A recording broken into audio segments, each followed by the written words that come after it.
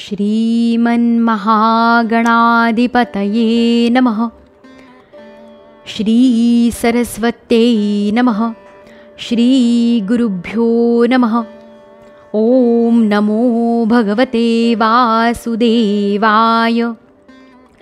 श्रीगुरुदेवदत्तात्रेयाय नमः।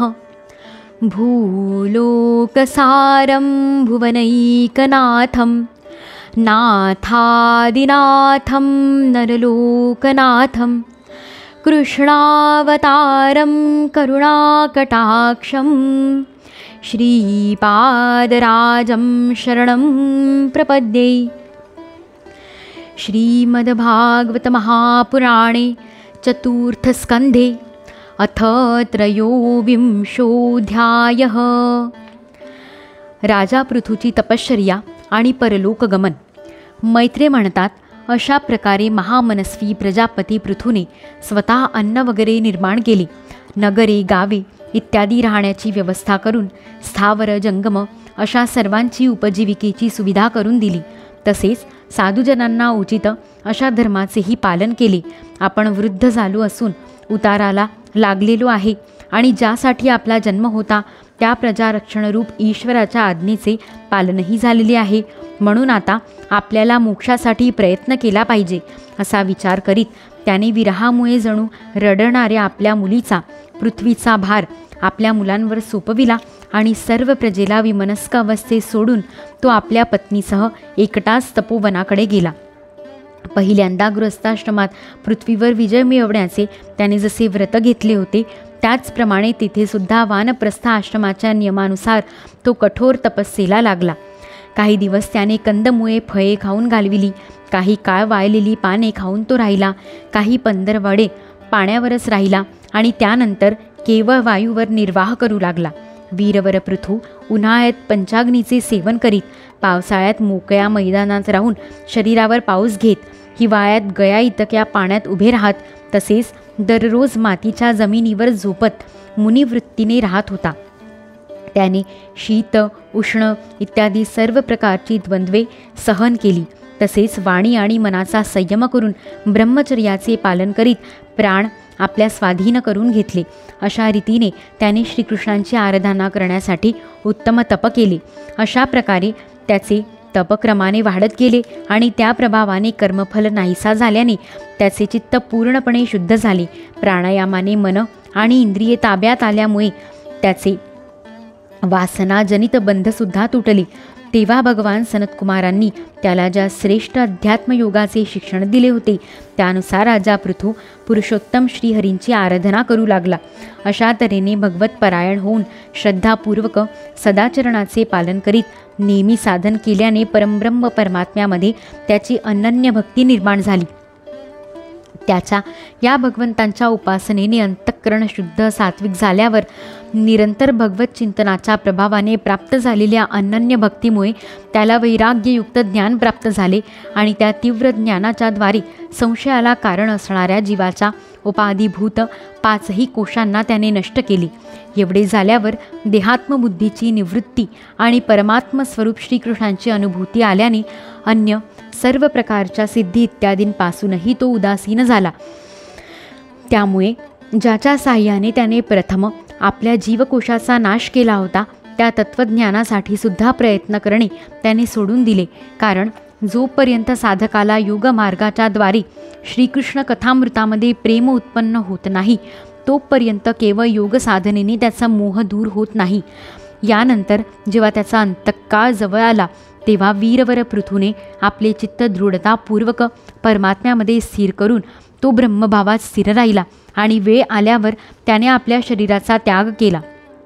त्याने टाचेने गुदद्वार दाबून धरून प्राणवायूला हळूहळू मूलाधारापासून वर आणीत त्याला क्रमशः नाभी, हृदय, वक्षस्थळ, कंठ येथील चक्रांतून वर नेत मस्तकात असणाऱ्या सहस्रारात स्थिर केले. नंतर त्याला पुन्हा वरच्या बाजूला नेत क्रमशः ब्रह्मरंध्रामध्ये स्थिर केले.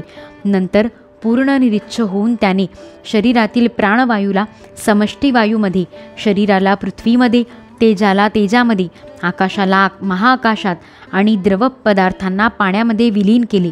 पुन्हा पृथ्वीला पाण्यामध्ये, पाण्याला तेजामध्ये, तेजाला वायूमध्ये आणि वायूला आकाशात विलीन केले. त्यानंतर मनाला इंद्रियांमध्ये, इंद्रियांना त्यांच्या कारणरूप तन्मात्रांमध्ये आणि तन्मात्रांना अहंकारात लीन करून अहंकाराला महत्त्वामध्ये लीन केले. त्यानंतर सर्व गुणांची अभिव्यक्ती करणाऱ्या त्या महत्त्वाला मायोपाधिक जीवामध्ये स्थिर केले. त्यानंतर त्या जीवाच्या मायारूप उपाधीला सुद्धा त्याने ज्ञान आणि वैराग्याच्या प्रभावाने आपल्या शुद्ध ब्रह्मस्वरूपात स्थिर होऊन टाकून दिले. पृथूची पत्नी महाराणी अर्चीसुद्धा त्यांच्याबरोबर वनात गेली होती. पायांनी जमिनीला स्पर्शसुद्धा करू न शकण्या इतकी ती कोमल होती.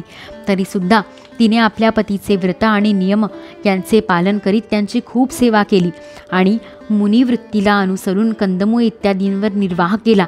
यामुळे जरी ती अतिशय दुर्बळ झाली होती तरीसुद्धा प्रियपतीच्या हस्तस्पर्शाने सन्मानित होऊन त्यातच ती आनंद मानित असल्या कारणाने तिला कोणत्याही प्रकारचे कष्ट होत नव्हते. आता पृथ्वीचे स्वामी आणि आपले प्रियतम महाराज पृथू यांचा देह निष्प्राण झालेला पाहून त्या सतीने काही वेळ विलाप केला. नंतर पर्वताच्या शिखरावर एक चिता रचून तो देह त्या चितेवर ठेवला. यानंतर अंतक्रिया करून तिने नदीमध्ये स्नान केले. आपल्या अलौकिक कार्य करणाऱ्या पतीला जलांजली देऊन आकाशस्थित देवतांना वंदन केले. तसेच 3 वेळा चितेला प्रदक्षिणा घालून पतिदेवांच्या चरणांचे ध्यान करीत अग्नीमध्ये प्रवेश केला. परमसाध्वी अर्चीने आपला पती वीरवर पृथू याच्याबरोबर सहगमन केलेले पाहून हजारो वरदायिनी देवींनी आपापल्या पतींसह तिची स्तुती केली. तेथे देवतांची वाद्ये वाजू लागली. त्यावेळी त्या मंदराचलाच्या शिखरावर त्या देवांगना फुलांचा वर्षाव करीत आपापसात म्हणू लागल्या. देवी म्हणाल्या, अहो, धन्य आहे या स्त्रीची. ज्याप्रमाणे श्रीलक्ष्मी यज्ञेश्वर भगवान विष्णूंची सर्व भावे सेवा करते त्याचप्रमाणे हिने आपला पती राजराजेश्वर पृथूची सेवा केली. आपल्या अचिंत्य कर्मांच्या प्रभावाने निश्चितच ही सती आम्हाला ओलांडून आपल्या वैन्यपतीबरोबर उच्चतर लोकी जाऊ लागली आहे. या लोकी थोड्याच दिवसांचे आयुष्य असूनही जे लोक भगवंतांचे परमपद प्राप्त करण्याचे आत्मज्ञान प्राप्त करून घेतात त्यांना या संसारात कोणता पदार्थ दुर्मिळ आहे. म्हणून जो पुरुष महत्प्रयासाने भूलोकी मोक्षाचे साधन स्वरूप मनुष्य शरीर मिळाल्यानंतरही विषयांमध्ये आसक्त असतो तो निश्चितच आत्मघातकी समजावा. अरे रे, तो खराच फसला म्हणायचा. मैत्रे म्हणतात, देवांगना अशा प्रकारे स्तुती करीत करीत असताना भगवंतांच्या ज्या परमधामाला आत्मज्ञानांमध्ये श्रेष्ठ भगवत प्राण महाराज पृथू गेला त्याच पती लोकाला महाराणी अर्चीसुद्धा गेली. परमभागवत पृथू असेच प्रभावशाली होते. त्यांचे चरित्र अत्यंत श्रेष्ठ आहे. मी त्यांचे तुझ्यासमोर वर्णन केले. जो पुरुष हे परमपवित्र चरित्र श्रद्धापूर्वक एकाग्र चित्ताने वाचतो, ऐकतो किंवा ऐकवितो त्यालासुद्धा महाराज पृथूंचे पद प्राप्त होते. याचा सकाम भावाने पाठ केल्यास ब्राह्मण ब्रह्मतेज प्राप्त करतो, क्षत्रिय पृथ्वीपती होतो, वैश्य व्यापाऱ्यांत श्रेष्ठ होतो आणि शूद्र उत्तम संत होतो. स्त्री असो किंवा पुरुष, जो कोणी हे चरित्र आदराने 3 वेळा ऐकतो तो संतानहीन असेल तर पुत्रवान, धनहीन असेल तर महाधनी, कीर्तिहीन असेल तर यशस्वी आणि मूर्ख असेल तर पंडित होतो. हे चरित्र मनुष्य मात्राचे कल्याण करणारे आणि अमंगल दूर करणारे आहे. हे धन, यश आणि आयुष्याची वृद्धी करणारे, स्वर्ग प्राप्ती करून देणारे व कलियुगाचे दोष नाहीसे करणारे आहे. हे धर्म इत्यादी चतुर्वर्गाची प्राप्ती करून देण्यासही सहाय्यक आहे. म्हणून जे लोक धर्म, अर्थ, काम आणि मोक्ष यांनी मिळणारी सिद्धी प्राप्त करू इच्छितात त्यांनी याचे श्रद्धापूर्वक श्रवण केले पाहिजे. जो राजा विजय मिळवण्यासाठी प्रस्थान करते वेळी हे चरित्र ऐकून त्यांच्यावर स्वारी करील तेव्हा पृथूच्या पुढे येऊन राजे लोक जसे नजराणे सादर करीत असत तसे नजराणे घेऊन याच्या पुढे ठेवतील. मनुष्याने अन्य सर्व आसक्ती सोडून भगवंतांचे ठिकाणी विशुद्ध भक्तिभाव ठेवून महाराज पृथूचे हे चरित्र ऐकवावे आणि वाचावे. विदुरा, भगवंतांचे महात्म्य प्रगट करणारे हे परमपवित्र चरित्र मी आपणास ऐकविले. याच्यावर निष्ठा ठेवणारा माणूस महाराज पृथूसारखी गती प्राप्त करून घेतो. जो पुरुष या पृथुचरित्राचे दररोज आदरपूर्वक निष्काम भावाने श्रवण आणि कीर्तन करतो त्याला ज्यांचे चरण संसार सागर पार करण्यासाठी नावेप्रमाणे आहेत त्या श्रीहरींविषयी आत्यंतिक प्रेम निर्माण होते. अध्याय 23 समाप्त. इति श्रीमद्भागवते महापुराणे पारमहंस्या संहितायां चतुर्थस्कन्धे त्रयोविंशोऽध्यायः. यदक्षरपदभ्रष्टं मात्राहीनं तु यद्भवेत् तत्सर्वं क्षम्यतां देव नारायण नमोऽस्तुते. मन्त्रहीनं क्रियाहीनं भक्तिहीनं सुरेश्वर यत्कृतं तु मया कर्म परिपूर्णं तदस्तु मे. भवे भवे यथा भक्तिः पादयोस्तव जायते तथा कुरुष्व देवेश नाथस्त्वं नो यतः प्रभो. नाम संकीर्तनं यस्य सर्वपापप्रणाशनं प्रणामो दुःखशमनस्तं नमामि हरिं परम्. कशालादिला जन्मते हि कळेना करावे परिकायते हि सुचेना. जावो न जीवन परिमाझे वाया क्षमा कर श्री सद्गुरुराया. हृदयांतरी वसे तू श्री गुरुमाऊली वरद हस्तधर मम श्री तव प्रेम लाभो जन्म जन्मांतरी. उद्धारावे चैतन्यघन सद्गुरु श्री हरिराया.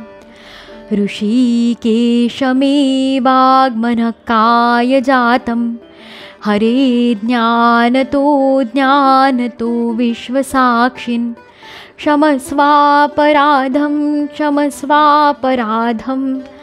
क्षमस्वापराधं प्रभो क्लिन्नचित्त.